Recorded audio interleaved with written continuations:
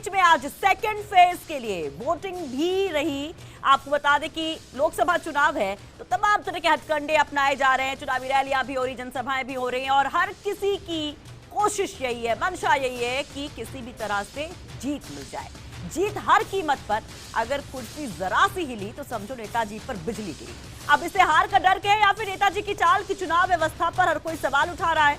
कोई ईवीएम पर सवाल करता है, कोई इलेक्शन कमीशन की निष्पक्षता पर सवाल करता है और चुनाव प्रक्रिया को लेकर के कई सारे सवाल बवाल खड़े हो जाते हैं। और ऐसा ही कुछ हाल में हुआ है बुर्के को लेकर। बुर्के में वोट डालना मानो कि गुनाह है। नेताजी का जब मन आता है कह देते हैं कि बुर्के की आड़ में फर्जी वोटिंग हो रही है। इलेक्शन कमीशन लाख दुहाई दे रहा है कि फर्जी वोटिंग का कोई स्कोप नहीं है, लेकिन नेताजी नहीं मानते। तो सवाल वही कि क्या वाकई बुर्के की आड़ में वोटिंग का फर्जीवाड़ा हो रहा है या फिर बुर्के में वोटिंग पर सवाल उठाकर ध्रुवीकरण की साजिश हो रही है। सवाल यह भी है कि बुर्के की आड़ में हो रहा फर्जी मतदान या फिर इसी बहाने नेताजी कर रहे हैं हिंदू मुसलमान। जवाब तो देना पड़ेगा।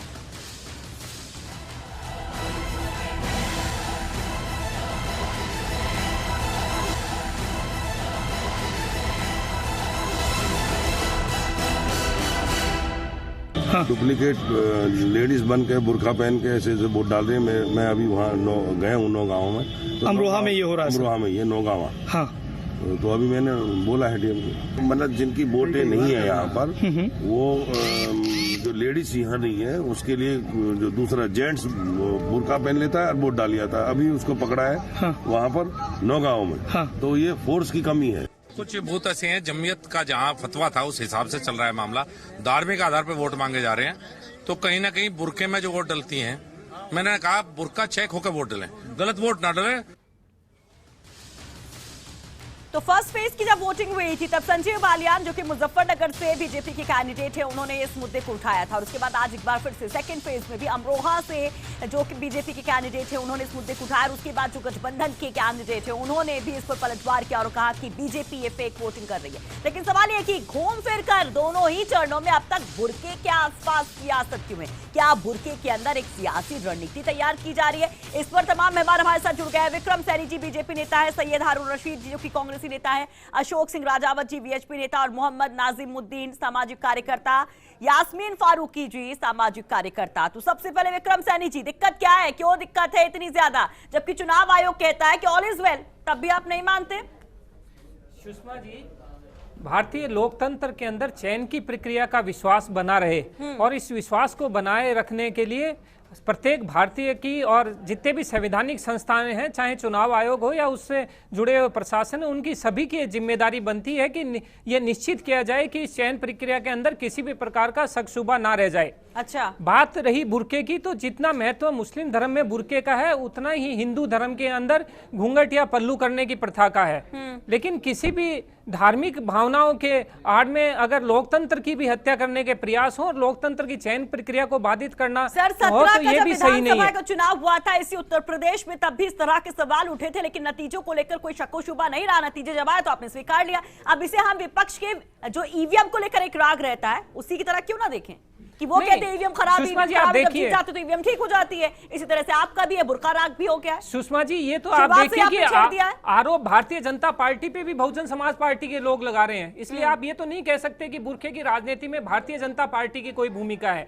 लेकिन आप देखिए, जब एक मुस्लिम महिला अगर एक आधार कार्ड पे उसकी फोटो हो सकती है, उसकी वोटर आईडी पे फोटो हो सकती है, निर्वाचन आयोग क्लियर कर देता है कि नहीं ऐसा नहीं है, ठीक है। मैं कह रहा हूँ एक आईडी पे फोटो हो सकती है, फोटो पहचान पत्र पे फोटो हो सकती है, तो उसकी व्यवस्था भी चुनाव आयोग को करना चाहिए। सैयद हारून रशीद जी, ये बुर्का क्या हो रहा है? जी सुषमा जी, पहले तो मैं दर्शकों का अभिनंदन करता हूं।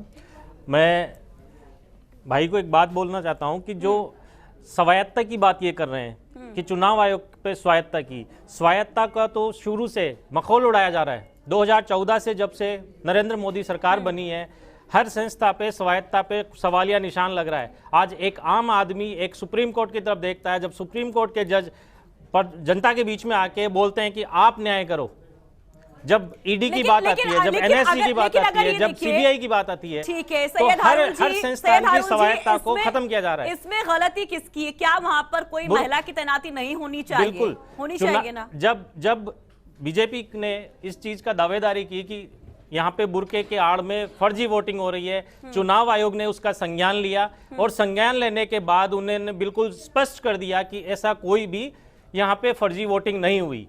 दूसरी बात, चुनाव आयोग अपने पहचान पत्र, हर महिला के पास अपना एक पहचान पत्र होता है, उस पहचान पत्र को जांच करने के बाद ही वोट दिया जाता है।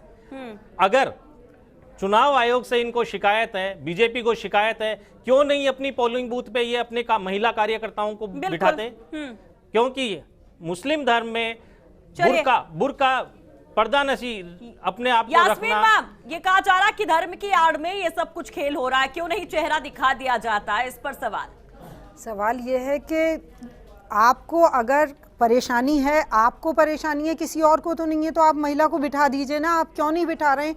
ये किसी ने मना थोड़ी किया है कि आप महिला को नहीं बिठाएं। लेकिन इस तरह वही बात जो आपने कही मैं फिर कहूंगी कि 2017 में आपको कोई परेशानी नहीं थी और अचानक मुझे ऐसा लगता है कहीं डर पैदा हो गया है, तो वो पहले से ही एक प्रोपेगेंडा शुरू कर दें हम कि अगर कहीं हारें तो हमें मुंह खराब नहीं होना पड़े। तो हम पहले से ही, जैसे कि बीजेपी वालों की आदत है कि हर चीज को पहले से ही हर चीज को पैदा कर देते हैं, वो होने से पहले पैदा कर देते हैं कि नाउम्मीदी से पहले हम एक आड़ ले आए। तो एक आड़ अगर आप हार रहे हो तो खुले दिल से एतराफ करो ना कि आप गलत हो। उसकी वही एक मुसलमानों की आड़ रह गई है क्या उनके पास? सत्ता चलाने के लिए सिर्फ एक है ना मुसलमानों की आड़ है। शायद एक कमजोर कड़ी उन्हें मुसलमान नजर आते हैं, कभी महिलाओं के तलाक पे, कभी गौ हत्या पे। उनको कोई काम ही नहीं है दुनिया में सिवाय मुसलमानों के धर्म पे। अच्छा, ये एक बहुत बड़ी बात आप कह रहे हैं। नाज़िमुद्दीन जी, आपको क्या लगता है? क्योंकि लेकिन ये कहते हैं कि ये सबसे बड़ा पर्व है, खुदा की इबादत और देश की इबादत दोनों बराबर माने जाते हैं, तो अगर कहीं पर शक व शुबा है तो क्यों ना सहयोग किया जाए?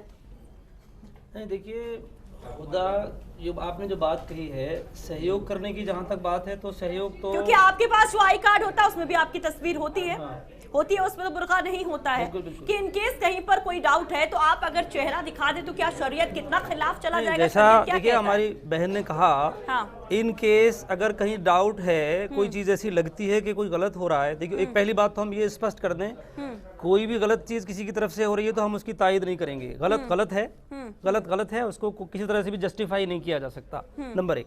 लेकिन सिर्फ कुछ ऐसे मुद्दे घड़े जाएं जिनकी बुनियाद पर पोलराइजेशन किया जा सके, अपना फायदा हासिल किया जा सके, एक उसको एक इशू बना करके उछाला जाए, ये तो असल में क्या बीजेपी का एक खास वो है बीजेपी का। अच्छा। तो मैं समझता हूँ कि ये इसमें कोई वो यानी कि आपका कहना है कि सिर्फ पोलराइजेशन के लिए किया जा रहा है, ये बुर्का जो हो रहा है सिर्फ ध्रुवीकरण के लिए, हिंदू मुसलमान करने के लिए हो रहा है। राजावत जी, अशोक सिंह राजावत जी, क्या वाकई में ये हिंदू मुसलमान करने के लिए हो रहा है बुर्का पोलराइजेशन? ऐसा नहीं है सुषमा जी कि जब चुनाव प्रक्रिया प्रारंभ होती है तो आईडी मांगी जाती है वहाँ पर, और आईडी इसीलिए होती है कि उसका चेहरा पहचान लिया जाए। आपका वोटर आईडी मांगा जाता है तो आपका चेहरा जो वोटर आईडी कार्ड में जो चेहरा है, क्या वही चेहरा मतदान करने आया है क्या? नहीं तो मेरी आईडी से कोई और भी जा सकता है। आपको आईडी ही चेक करनी है। आईडी चेक करने के लिए सिर्फ चेहरा देखने की बातचीत हो रही है, इसके अलावा कहीं नहीं। हमारी ग्रामीण क्षेत्र में जो महिलाएं वोट डालने जाती है उनका भी पल्लू हटाकर चेहरा देखा जाता है कि क्या ये वही महिला है। नहीं तो शबनम की आड़ में अगर शबाना वोट देगी तो किसको पता है? इसीलिए सिर्फ ये बुर्का हटाने की बात है और कोई नहीं है। हम बुर्का पहनकर मतदान केंद्र पर आने के लिए मना नहीं कर रहे, लेकिन मतदान जब आपको जब पीठासीन अधिकारी चेक कर रहा है तो आप अशोक साहब उसका दूसरा तरीका ये भी हो सकता है ना कि किसी महिला को वहां पे रखा जाए। बहुत आसान तरीका है ना, किसी के धर्म से छेड़छाड़ करना, किसी की रीति नीति से छेड़छाड़ करना, ऐसा क्यों नहीं? उसकी बजाय आप ऐसा क्यों व्यवस्था क्यों नहीं करते? जब फर्स्ट फेज में इतना डाउट आपको हो गया था तो सेकंड फेज में वही कर लेते सर, कि भाई आप तो चुनाव आयोग भी नहीं सुन रहा और आपको लग रहा कि गलत भी हो रहा है तो रास्ता आप निकाल लेते। सुषमा जी, आपको चुनाव प्रक्रिया को समझना होगा। पोलिंग पार्टी के अंदर एक ही एजेंट सिर्फ पोलिंग स्थान पे मौजूद रह सकता है। इसका मतलब वहां पे दूसरी महिला या कोई दूसरी एक दो महिलाओं को हर पार्टी का व्यक्ति वहां पे ना तो एंट्री मिलेगी प्रशासनिक रूप से और ना आप वहां पे बैठा सकते हैं। इसलिए ये तो कहना गलत होगा। और दूसरा देखें कि आज ही यूपी के अंदर एक पुरुष को बुरखे के अंदर पुलिस ने अरेस्ट किया है। इसके विषय में आप क्या कहना चाहेंगे? यूपी की अगर मैं बात करूं तो यूपी के नगर निकायों में कम से कम 3 से 4 ऐसी घटनाएं थी जिनमें बुरखे की आड़ में आईडी किसी का था और वोट कोई और डालने गए और पुलिस ने वो मामले भी दर्ज ये हुए जो थे। खबर आप दे रहे मेरे ख्याल से ये गलत खबर है, क्योंकि बाद में कंवर जी पलट गए थे इस खबर से, जो आपके अमरोहा के कैंडिडेट है बीजेपी के। नहीं, यूपी के निकाय चुनाव में हुआ है। वो पलट गए थे बाद में। पहले उन्होंने कहा कि ऐसी ऐसी खबर है, बाद में कहा कि मेरे कार्यकर्ताओं ने मुझे जानकारी दी के थी। नगर निकाय चुनाव में घटना हुई है सुषमा जी। सुषमा जी, बीजेपी की ये आदत में शुमार हो गया है कि वो हर चीज का एक नैरेटिव खड़ा करते हैं, उस नैरेटिव के बेस पे अपना चुनाव जीतना चाहते हैं। भारतीय जनता पार्टी का प्रशासन पे या आरोप या प्रत्यारोप करना है, तो इनको सोचने की जरूरत है कि इनके तो मुख्यमंत्री माननीय अशोक जी गहलोत देश की राष्ट्रपति की जाति पर सवाल उठाते हैं। कांग्रेस पार्टी को नैतिक अधिकार है कि वहां मत जाइए, अभी यहीं पे आ जाइए, अभी यहीं पे आ जाइए, अभी यहीं पर आ जाइए, अभी यहीं पर आ जाइए ना। धर्म की बात हो रही है।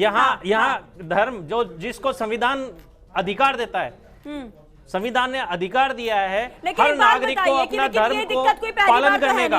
आप उस संविधान से छेड़छाड़ नहीं कर सकते। पहली बार नहीं है, इसकी पहले भी इस तरह के शिगुफे उठते रहे जो पहले भी चुनाव हुए हैं उसमें। शायद मैं सही कह रही हूँ ना, 2017 विधानसभा चुनाव मुझे अच्छे से याद है, अभी हाल फिलहाल में वही सबसे बड़ा एग्जाम्पल है। बीजेपी को स्पष्ट बहुमत मिला।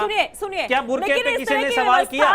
क्योंकि उनके फेवर में था। इस तरह की व्यवस्था आप लोग क्यों नहीं करवा पाए? क्योंकि पॉलिटिकल पार्टी सत्ता में रही, पॉलिटिकल पार्टी सत्ता में रही, तो इस तरह की व्यवस्था क्यों नहीं करवा पाए कि कम से कम ये तस्दीक कर ली जाए कि लगभग हर बूथ पर महिला कार्यकर्ता या महिला कर्मचारी तैनात है। ये करना चाहिए। ये क्यों नहीं किया? किसको करना चाहिए था? ये व्यवस्था कौन लागू जिन लोगों को करवाता? शिकायत हो, कौन ये व्यवस्था जिनको लागू शिकायत करवाता? हो उनको करना चाहिए। बीजेपी को फ्री दिक्कत एंड फेयर है। बात इसकी नहीं है सिर्फ ना, अगर मान लीजिए आप सत्ता में थे या ये सत्ता में थे, तो सिस्टम को देखना पूरा कि फ्री एंड फेयर इलेक्शन कैसे, तो जिम्मेदारी जो सत्ता में है उसकी बनेगी। इनकी बन रही है, पहले आपकी बनती थी। बिल्कुल क्वेश्चन के लिए ये जगह स्पेस छोड़ा ही क्यों गया? केंद्र में सत्ता किसकी है?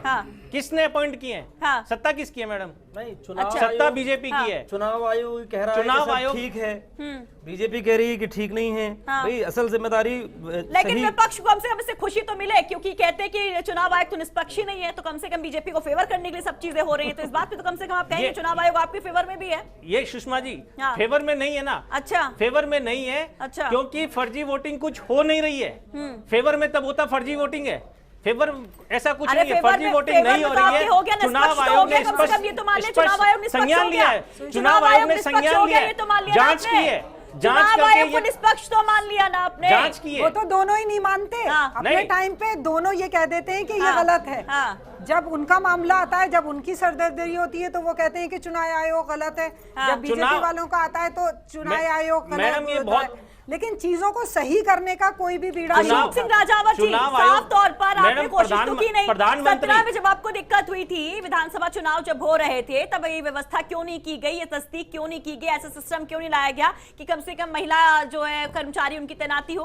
उसके बाद आप बुरका कर रहे हैं। हर फेज में आपको दिक्कत हो रही है, हर फेज में, खासतौर पर यूपी वालों को दिक्कत हो रही है। सुषमा जी, जो मतदान केंद्र होता है, जो हार्डकोर हिंदू नेता है वही क्वेश्चन कर रहा है, ऐसा क्यों सर? जो मतदान केंद्र होता है जिनका नाम पहले उसके भी बाहर बातों में एक आया, वही यहाँ पर महिला शिकायत कर पुलिस रहे हैं। कर्मी खड़ी रहती है। जितने भी मतदान केंद्र हैं उस सबके बाहर जहां किसी और महिलाओं स्टेट की से खबर नहीं आई। महिलाओं की जो पंक्ति लगती है वहां पर एक महिला पुलिस कर्मी खड़ी उत्तर रहती है। प्रदेश की सियासत उसको भी को चेहरा कैसे दिखा आग सकते लगाया हैं, जा रहा है, वही उसको भी चेहरा दिखा सकते हैं। पर लेकिन मेरी सुषमा जी, जिस मतदान केंद्र पर इनकी आबादी ज्यादा होगी, इनके वोटर्स ज्यादा होगी, वही स्थान पर ऐसी समस्याएं होती है। इसके अलावा किसी मतदान के पूरे देश में किसी भी मुस्लिम मतदान केंद्र को चेक करा लीजिए आप। वहाँ पर जहाँ पर 2 कमरे के मकान हुए 50 वोटर मकान में होंगे। तेलंगाना का कई ऐसा इलाका, हैदराबाद का, वहाँ मुस्लिम नहीं है, वहाँ बुर्के नहीं पहनती है महिलाएं, मुस्लिम महिलाएं। अशोक जी, आपने अशोक राजावत जी, सवाल वेस्ट बंगाल में मुस्लिम नहीं है, वेस्ट बंगाल में मुस्लिम नहीं है, इलाका नहीं है, जो बिहार में मुस्लिम बाहुल इलाका कोई नहीं है, मैं कह रहा हूं कि तेलंगाना में मुस्लिम बाहुल इलाका, हैदराबाद नहीं है, जहां पर हिंदू आबादी थोड़ी बड़ी है, ये पोलराइजेशन की लैब आपने वेस्टर्न यूपी को बना के रखा है। एक मिनट राजावत जी, पोलराइजेशन की, एक मिनट मैम, पोलराइजेशन की लैब आपने यूपी को बना रखा है, खासतौर पर वेस्टर्न यूपी। 2013 में मुजफ्फरनगर दंगे के बाद ये एक्सपेरिमेंट आप लगातार करते आ रहे, क्यों नहीं मानते ये बात? जिस जगह ये घटना हुई, आपसे भी सवाल है सुषमा जी, जिस जगह ये घटना हुई नौगांव, वहां पर आप सब देख लीजिए सबसे अधिक मुस्लिम आबादी है, इसलिए उनका दबदबा है। क्या वही इलाका है जहां पे पोलिंग पार्टी उसका विरोध नहीं कर पा रही है, इसी कारण ये सब कुछ हुआ है। और मुस्लिम बाहुल इलाके नहीं है। सुषमा जी, चुनाव और निष्पक्ष दिक्कत भी उन्हीं को जिनके ऊपर पहले आरोप लगे। सुषमा जी, निष्पक्ष चुनाव करवाना चुनाव आयोग की जिम्मेदारी है, ना कि केंद्र सरकार की चुनाव जिम्मेदारी है। आयोग तो कह रहा और भाई चुनाव निष्पक्ष है, तो आयोग क्यों को नहीं व्यवस्था मान लेते? करनी होती क्यों है कि नहीं मान हर लेते? मतदान पे आपको महिला किसी पे- सुरक्षा कर्मी हो क्योंकि और एक बीजेपी वालों को एजेंट किसी पे महिलाओं भरोसा नहीं के है, जो ना पहचान चुनाव पत्र आयोग को पे है, ना देखने के लिए संविधान उपस्थित पे है, होना चाहिए, किसी लेकिन चीज वो पे नहीं हो भरोसा पाई। नहीं। जैसे आप यूपी में भी बात कर रही है, तो 25 नंबर और 26 नंबर बूथ के ऊपर महिला सुरक्षा कर्मियों का नहीं होना या महिला कर्मचारी का नहीं होना भी एक विवाद का विषय था। अच्छा एक बात बताइए, यही बुर्का था 2017 में भी था ना, जब एक तरफा 312 सीटें बीजेपी के पाले में आ जाती हैं, या 2014 की बात करें 71 सीटें, आपके सहयोगियों को हटा देते, सिर्फ बीजेपी की बात कर लेते हैं, तब ये बुर्का कहां चला गया था? फेक वोटिंग नहीं हो सकती थी? इसी बार सारी बोगस वोटिंग हो रही है कि हर स्टेप पे, हर फेज में आपको दिक्कत हो रही है? किसी भी आशंका का समाधान करना या किसी भी बात पे अगर सवाल उठता है तो उसका निश्चित रूप से आदमी को उसकी बात का जवाब चाहिए होता है। अगर वहां पे अगर ये सवाल उठा है कि चुनाव आयोग के द्वारा या किसी भी कारणवश वहां बुरखे की आड़ में फर्जी मतदान होता है, तो निश्चित रूप से दोनों तरफ की जिम्मेदारी बनता है कि वो इस बात को तय करे कि किसी भी प्रकार का फर्जी मतदान नहीं हो रहा है और चयन की प्रक्रिया किसी भी रूप में बाधित नहीं हो रही है। विक्रम जी, दोनों तरफ किसकी जिम्मेदारी? नहीं, दोनों तरफ भारत के एक नागरिक की जिम्मेदारी है। अगर मैं मतदाता हूँ और मैं मत के लिए जा रहा हूँ, तो मेरी क्या जिम्मेदारी नहीं बनती है कि मैं अपनी पहचान वहाँ पे साबित करूँ? क्या मेरी नैतिक जिम्मेदारी नहीं है, मेरा कर्तव्य नहीं है कि मैं अपनी पहचान साबित करूँ कि ये मेरा फोटो पहचान पत्र है? बिल्कुल व्यक्ति मैं ही हूँ। उसकी समस्या आ रही है। व्यवस्था चुनाव आयोग ने करी है और चुनाव आयोग ने जांच करके बोला है कि ऐसा कुछ नहीं हुआ। दूसरा, बीजेपी का सीधा जो एजेंडा है वो ध्रुवीकरण का है। इस देश की जो गंगा जमुना तहजीब है उसको नेस्तो नाबूद करने का है। वो बात करता है, जब भारत में हम विकास की बात करते हैं वो पाकिस्तान की बात करता है। विक्रम जी, ये जो 2 सीटों से आवाज उठी, अमरोहा की सीट हो या फिर मुजफ्फरनगर की सीट हो, वहां पर कुछ फीडबैक गड़बड़ आया और इस बात से घबरा करके इस तरह की आवाज उठ रही है, क्या ये भी नहीं कह सकते हम? ये बहुत बहुत शुक्रिया आप सबका इस चर्चा में शामिल होने के लिए। एक बार